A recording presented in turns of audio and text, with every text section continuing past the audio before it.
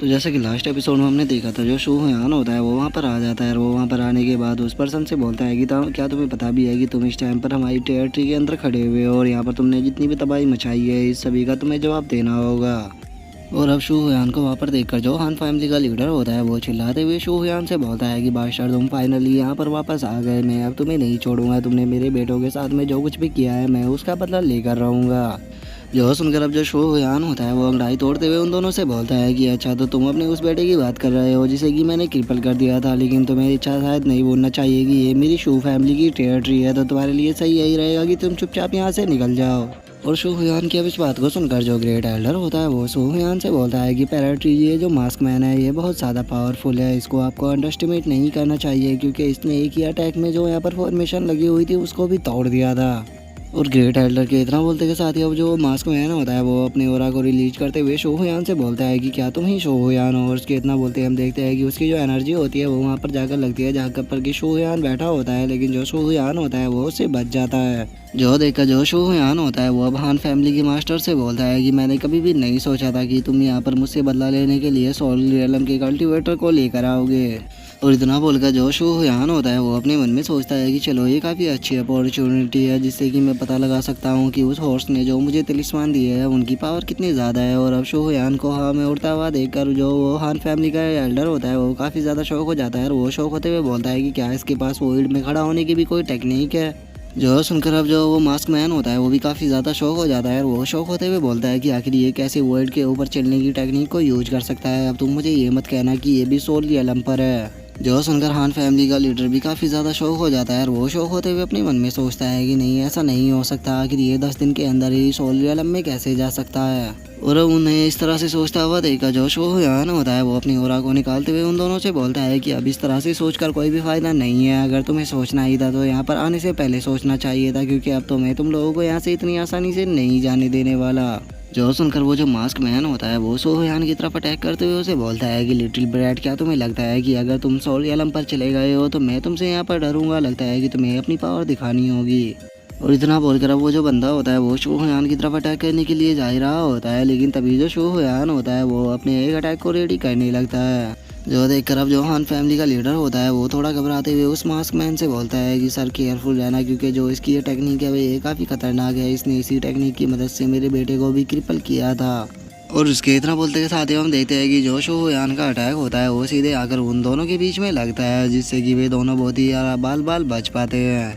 और अब show Hayyan की उस टेक्निक को देखकर वो जो मास्क मैन होता है वो भी काफ़ी ज़्यादा शौक हो जाता है और वो शौक होकर चिल्लाते हुए शो हयान से बोलता है कि ये तो सोल रैप्चर टेक्निक थी जो कि एक नोबल टेक्निक है, लेकिन आखिर इस तरह की नोबल टेक्निक को तुम कैसे सीख सकते हो।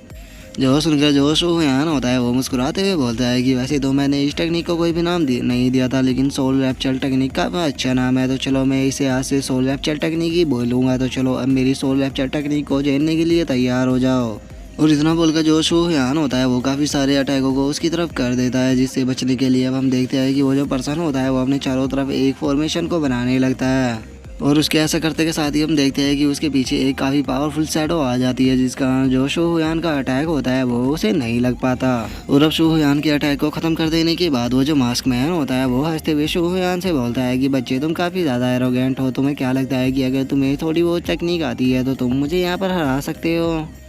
तो चलो अगर ऐसी बात है तो अब तुम मेरी डिवाइन बॉडी को झेलने के लिए तैयार हो जाओ। मैं मानता हूँ कि तुम्हारे पास काफ़ी टेक्निक है, लेकिन उसके बाद भी तुम यहाँ पर बिना डिवाइन बॉडी के मुझे यहाँ पर नहीं हरा पाओगे।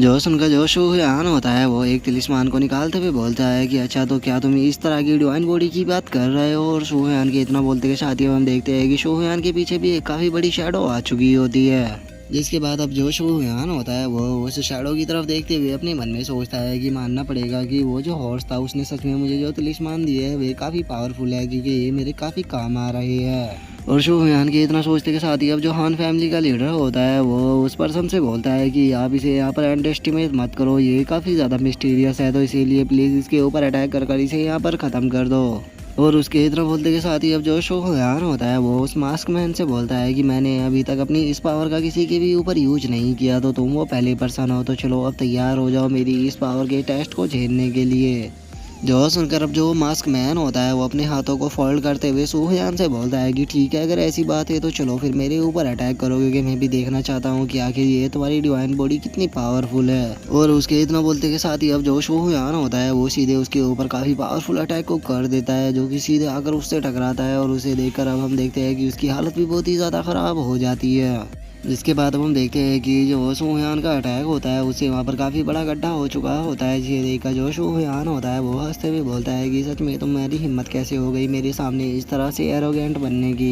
तुम तो बहुत ही ज़्यादा कमज़ोर थे। अब मुझे नहीं पता कि मेरे इस अटैक से तुम जिंदा बचोगे या नहीं, तुम जिंदा रहते हो या मरते हो, ये बस अब तुम्हारी किस्मत के ऊपर ही डिपेंड करता है। और सूहयान के इतना बोलते के साथ ही हम देखते हैं कि उसकी डिवाइन बॉडी के ऊपर जो तिलिस्मान लगा होता है वो भी अब धीरे धीरे कर गायब होने लगता है। और उसी के साथ में वो बॉडी भी वहाँ से गायब हो जाती है। जिसे देखकर सूहयान शौक होते हुए बोलता है कि क्या ये केवल एक ही अटैक कर सकती थी। और सूहयान के इतना बोलते के साथ ही हम देखते हैं कि जो हान फैमिली का लीडर होता है वो ग्रेट एल्डर के गले को पकड़ते हुए सूहयान से बोलता है कि सूहयान, यहाँ पर तुम बहुत खेल लिए, अब एक जगह पर रुक जाओ। अगर तुमने अपनी जगह से हिलने की कोशिश भी की तो मैं तुम्हारे इस ग्रेट एल्डर को ख़त्म कर दूंगा। बस तुम्हारे सामने एक ही रास्ता है कि यहाँ पर सरेंडर कर दो। और हान फैमिली के लीडर के इतना बोलते के साथ ही अब जो सूहयान होता है वो उसे बोलता है कि अच्छा, तो तुम चाहते हो कि मैं तुम्हारे सामने सरेंडर करूं, लेकिन मुझे नहीं लगता कि मुझे ऐसा कुछ कहने की ज़रूरत है, क्योंकि तुम यहाँ पर मरने वाले हो। और अब सूहयान को अपने पीछे देखकर जो हान फैमिली का लीडर होता है वो भी काफ़ी ज़्यादा शौक हो जाता है। और हम देखते हैं कि सूहयान ने वहाँ पर अपने एक और तिलिस्मान का यूज कर वहाँ पर डिवाइन बॉडी को बना लिया होता है। और अब जो वो डिवाइन बॉडी होती है वो सीधे हान फैमिली के लीडर के ऊपर अटैक कर उसके दोनों हाथों को काट देती है। जिसके बाद अब जो सूहयान होता है वो हान फैमिली के लीडर की तरफ आने लगता है और वो उसके सामने आते हुए उसे बोलता है कि ठीक है, अगर तुम यहाँ पर मेरे सवालों के सही से जवाब दे देते हो तो मैं तुमसे वादा करता हूँ कि मैं तुम्हें यहाँ से जिंदा जाने दूंगा।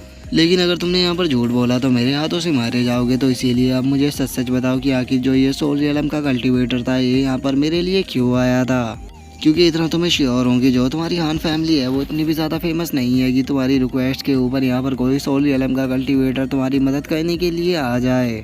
जो सुनकर जो हान फैमिली का लीडर होता है वो सूहयान से बोलता है कि क्या तुम्हें लगता है कि मैं उसे बिट्रे कर यहाँ पर तुम्हें उसकी सच्चाई बता दूंगा? नहीं, मैं ऐसा नहीं करने वाला, चाहे तुम यहाँ पर मेरी जान भी क्यों ना ले लो। और हान फैमिली के लीडर के इतना बोलते के साथ ही हम देखते हैं कि जो ग्रेट एल्डर होता है वो वहाँ पर आने लगता है। और वो वहाँ पर आते हुए सूहयान से बोलता है कि पैराट्रीज, मैं उस पर्सन के बारे में जानता हूँ जिस मास्क मैन के ऊपर आपने अभी अटैक किया था। वो कोई नॉर्मल पर्सन नहीं था, बल्कि वो अर्थ शैडो सेक्ट का हेड था। क्योंकि मुझे कुछ टाइम पहले ही न्यूज़ मिली थी कि जो हान फैमिली है वो अर्थ शैडो सेक्ट के साथ में ज्वाइन हो चुकी है। और इस चीज़ को लेकर मैं और भी ज़्यादा श्योर इसलिए हूँ क्योंकि जब आपने उसके ऊपर अटैक किया था तो उसने आपकी जो सोल कैप्चर टेक्निक थी उसे बहुत ही आसानी से पहचान लिया था। तो ये बात नॉर्मल सी है कि वो पक्का अर्थ शैडो सेक्ट का पैराट्रीज है। जो सुनकर अब हान फैमिली का जो लीडर होता है वो काफ़ी ज़्यादा घबराने लगता है और वो घबराते हुए बोलता है कि आखिर तुम इस बारे में कैसे जानते हो। और इतना बोलकर अब वो चिल्लाते हुए बोलता है कि पैराट्रीज प्लीज़ मेरी यहाँ पर मदद करो।